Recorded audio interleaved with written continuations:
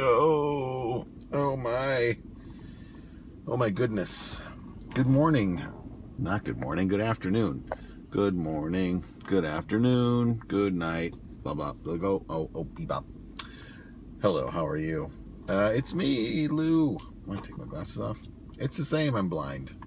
Hooray. Hello, Carla, how are you? Nice to see you on this Tuesday afternoon from my car. I'm here sitting with my laptop and my sketchbook and some car adhesive. When I get out of the car afterwards, this piece of molding fell off the back of my car sometime earlier this year, and I've been putting off reattaching it all summer. So I decided to put it on before the winter. So I know it's just you. I'm saying hello to everybody who may watch this later. Yeah, so I'm going to put that on after I get out of this car. And I cannot wait to get out of this car. It is windy here. Super windy. I don't know how it is there in the Twin Cities. But here in New York City, it is windy. Not unpleasant. Not cold. But unpleasant. It's going down to... Did I say it was not unpleasant? And then I said it wasn't pleasant. What are you going to do? It's been another one of those sleep-deprived long days. I'm, yeah, I was saying today, it's not duct tape, thankfully. It's not duct tape or Bondo that's holding it on. It's like 3M car adhesive tape that's like supposed to really stick. So, we'll see. Hopefully I did it right, and we don't discover that piece is now missing. Because I'm sure it's not cheap to replace. Car molding is one of those weird pieces of plastic that costs a whole lot of money. But I'm just glad I'm getting it out of the way finally. Hopefully it will stick in this kind of shitty weather, because it looks like it's going to rain. But it could just be extremely windy. Yeah. What was I saying? Oh, yeah. Oh, I completely lost the train of thought. Sleep deprivation will do that to you. Thank you. Every project I take on, something I've never done before, takes me forever to actually do it. I have like everything staged, and then it'll take a day where I'm just sort of like, just do it, and sort of berate myself. And then I do it, and then I'm like, I did it. I can do anything. I'm my own man. I can do it. But yeah, like I changed a lighting fixture earlier, and I was like, I'm gonna kill myself. I'm gonna electrocute myself for sure. And then I was able to do it, and I was like, oh, I'm my own man. I can do it.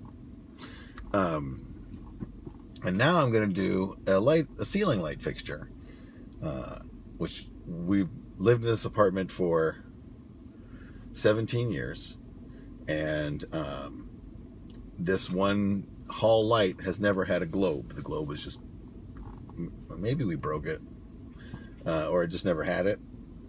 And everything in this apartment is ancient, so contemporary things are not made in that size, so we can't just be like, you know what, just go buy another globe, because none of the globes we've ever purchased for that thing work. We was having to return them or just throw them away because it's not worth returning, the effort. Because it's not like we can get in our car and go to the Home Depot. We have to take the train because the Home Depot is an inconvenient place. Although there is a Home Depot here in Brooklyn, it's just, it's really fucked up. Like, you go in there and it always looks like there was just a hurricane and everyone cleared out all the supplies.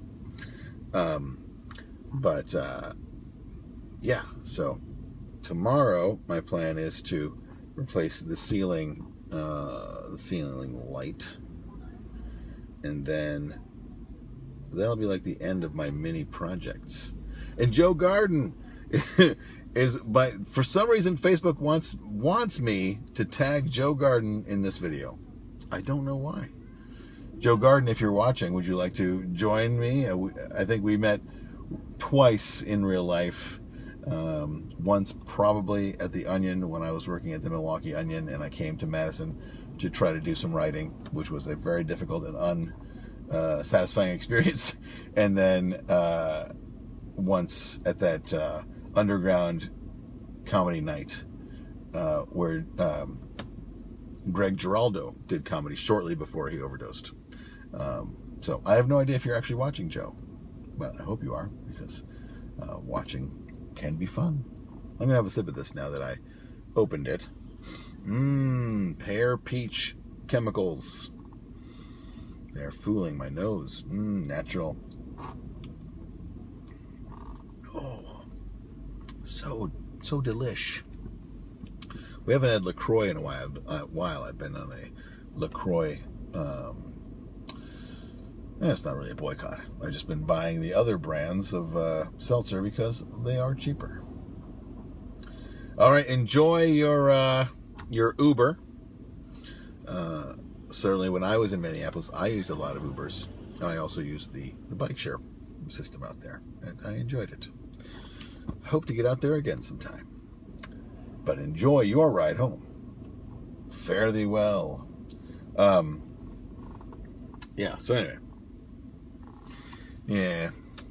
I'd say that my experience at the Onion was a very familiar pattern in my life of like me having no idea of how a system worked, and then just going and lucking out the first time and getting something in the paper, and then when I tried to recreate that experience, having the door shut on me hard.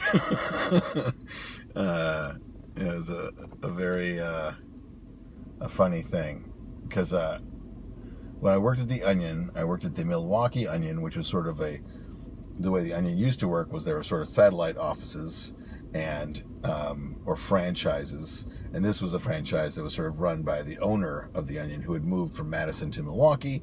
And it was a very small office, and it was me, Nate Gubin, Peter Heisey, and June, who was the layout and graphic dude. And I was doing like delivering the paper and doing the entertainment section, which was terrible because I couldn't get any listings that were up to date for after the paper came out for movie theaters, because they just wouldn't publish the movie times in advance, so people were always complaining. Neither here nor there. But yeah, like I remember Nate was trying to get stories in the Onion, and we had another ad guy whose name I do not remember, but he was Weasley, and he had some success getting stuff into the Onion. And so I wrote a story that I just sort of like half-assed out of my brain, like just was like, you know what, I'm going to try to write one. So I wrote an Onion article, and the Weasley guy, he punched it up a little bit, or had some suggestions that I took, and then I sent it in, and I had to, I know what happened, was they put out a call to Milwaukee office to find if anyone could find any BDSM imagery or something like that. This is early internet where you couldn't just get an image like on the internet instantly by Googling, because pre-Google. So you'd have to like go on AOL or like, weird early internet things and like download 10 attachments and put them all together to see a horrifying sexual image. And they wanted this picture because they were doing an article about the then governor of Milwaukee, of Wisconsin, Tommy Thompson, changing his title from governor to sexecutioner. And so I knew a girl.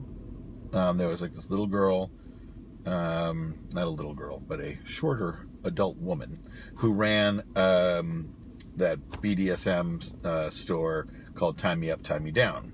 And so I went there and I said, like, hey, I'm from the Onion. Do you have this catalog? Do you have any imagery, like, stock footage of people in BDSM gear that I can have or borrow? And they were like, sure. So they gave me a catalog that had this, like, cock diesel dude in like hardcore leather bondage gear on the cover, just like, strapping man in like leather bondage gear and a weird leather cod piece. And so I said, I've got it. And Dan Weber was like, can you drive it out to Madison today? We need it tonight. So I drove it out, and I drove it out there and got there for the writers' meeting. And Dan Weber read my news piece to the room, and it got like huge laughs. And I was like, oh wow, like this is great.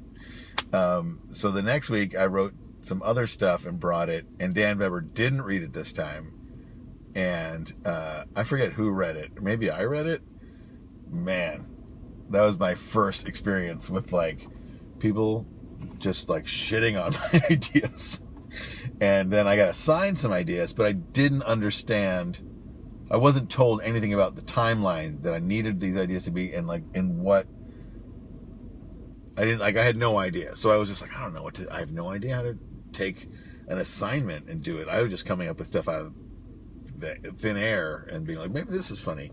And it was really a bad experience. But then I remember I faxed some stuff over to Dan Weber and was like, this is like some ideas I have about it. I really don't know. And he was like, yeah, thanks for these. And that was like the last time I ever was involved in any way with writing Stories for the Onion. And it was shortly after that Nate and I made our movie, during which I thought it was understood clearly that by starting to make my movie, I would no longer be delivering the paper because I would be out in the country doing this movie that I was making. And Peter Heisey did not know that and basically had to deliver the paper himself because he had not gotten anyone to cover for me. And it was a big fiasco. And I was basically fired for flaking. But that was the beginning of the end of my time in Milwaukee. So it was sort of not a great way to go out. And I felt like kind of like, I was a dummy. But at the same time, I guess it was never discussed from either direction what was going to happen. So I guess, some people would say, well, your boss shouldn't have to guess that you're not going to do that. But it was the first time anything like that had ever happened to me. So, that is it's a shortcoming I have. I'm owning it. Okay. 30 years later. No, 25 years later. But, so that was my time with the Onion. And then of course the infamous time where I didn't get I was doing the Drunk of the Week and I didn't get a Drunk of the Week, so I did the Victim of the Week, and that was seen as a huge affront to the editorial team for doing that, even though the local editor thought it was great and put it in without question. And then I basically got the Drunk of the Week taken away from me by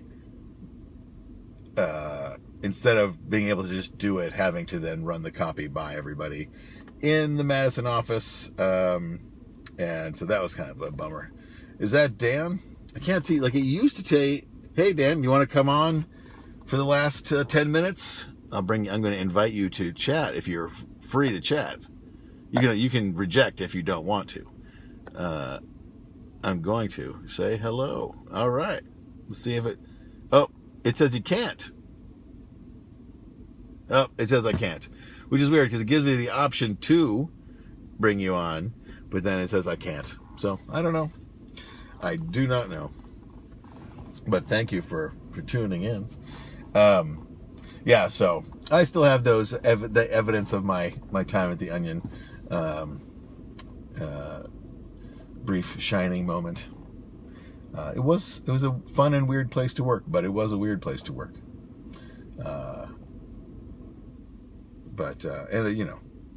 Very similar vibe to my later work with Riot Games, where I was working remotely from the main office and didn't quite understand how things worked. And all the different ways that got me in trouble too. But neither here nor there. Because as we know, the past and the future no longer exist. The only things that are messing with you are your imagination and your memories. Cheers to that. A little LaCroix. Oh, that's good. Oh, it's so good. But let's see. On the way to my doctor's appointment today, I made a drawing of a person that I thought was pretty good. There was this is today's drawing. Here you go. There was an old lady sleeping on the train, and she was pretty out of it, and she looked real unhappy even when she was sleeping, and she was clearly missing some teeth.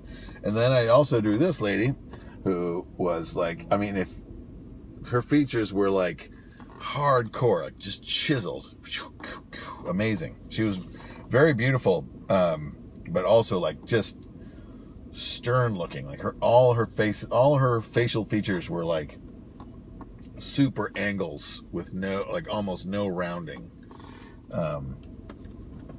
Not to say she looked like some sort of diamond person or creature, but she was interesting. And then this is the last drawing today. When I get on the train, I try to draw as many people as I can because of Inktober and all that, but because I'm not on the train very often, I don't get to draw as much. Now, my next drawing has to be a drawing of it's going to be the drawing for the cover of the next episode of my podcast. It's funny, I've been like dragging my feet. I was going to do one thing, and then I was going to do another thing, and then I ended up just randomly running into this forum yesterday and being like, oh, that's good. These people are weird. So, sneak peek, it's about the afterlife and people who have very strong opinions about what happens to you in the afterlife and what kind of things you can do. So, reading it has been slightly confusing. I haven't really learned anything, but it's I hope that people who listen to the podcast, and of course that is LouReads.com, Lou reads the internet for you, I hope that they will find it entertaining to some degree. Certainly it is interesting because people are these people have a certitude about what's going to happen when you die, and the rich valley of choices that you have. Well, is valley the right word? I don't know. But the rich array, there you go, that's a better word, of choices you have of things to do, including living in different eras, and whether it's a projection or it's real and you can interact with people back then, or you can tour your grandparents' houses and things. It's and again, this is the OK symbol, not the white power symbol that I display so very often.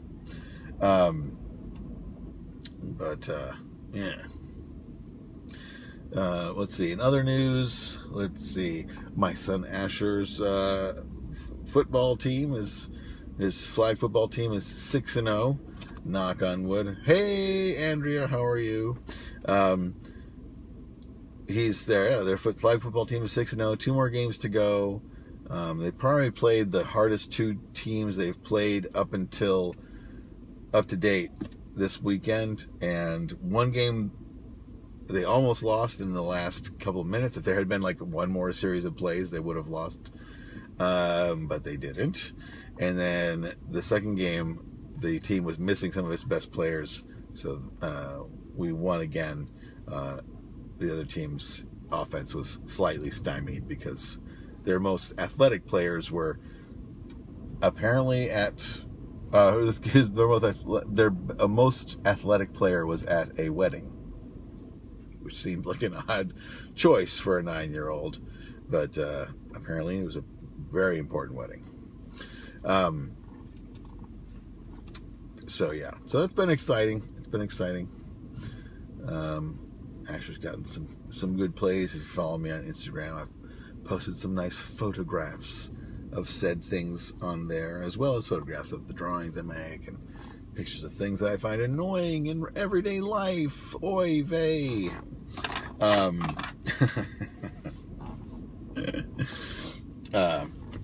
Yeah, they changed the interface for the Facebook Live. They used to really have more features.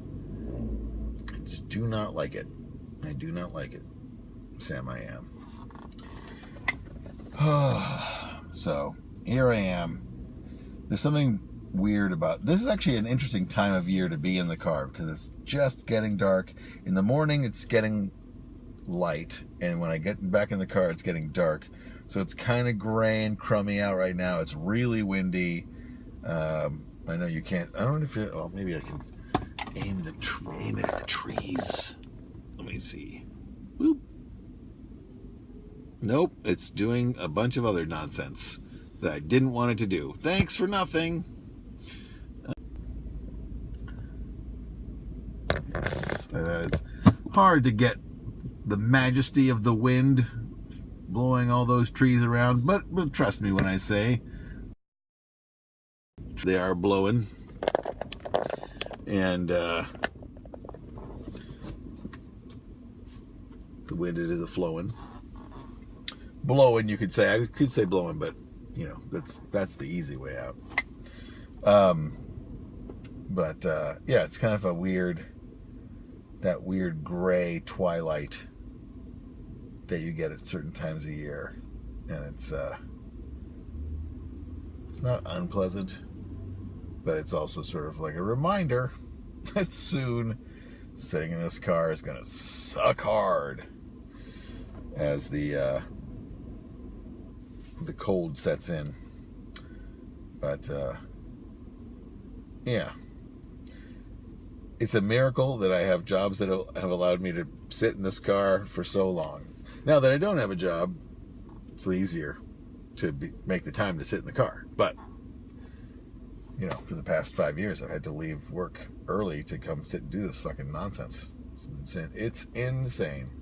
It's a mistake. It's a mistake. Surely you remember that song. It's a mistake. It's been a while since we did the karaoke. It's time to get back into the karaoke. I've been practicing a bunch of songs.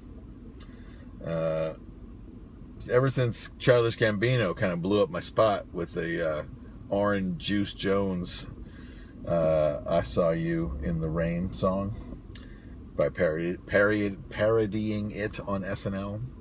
I don't know. I've got to pick another song. Although that song is still going to be my go-to because still not enough people know that song. It's still entertaining. But last time we did karaoke, I did find some new favorites. Teenage Dirtbag by Wheatus. Last Resort by whatever that band is. That song. Cut my life into pieces. This is my last resort. Competition. Scooby-Doo. Wop wop. So on and so forth. And then a number of classic rap songs and whatnot. There's not enough. The place we've gone to, there's just not enough Wu-Tang. And I think that's a problem. But what are you going to do? Also not enough other songs. Other bands I like, but plenty of bands I don't like. I'll tell you that much. Anyway. My time in the car is coming to an end. So thank you for tuning in, if you did so. And perhaps in the future, if I did this on YouTube, would you tune in? Because Facebook it's easy because it draws in all my pals and my good friends. But if I was going to do it from YouTube, would you tune into live YouTube to watch it? Or Twitch? That is a question that remains to be seen. Well, I hope that you would. Anyway, that's it for me, friends, from here in the car. We'll see you next Tuesday, unfortunately. Bye-bye.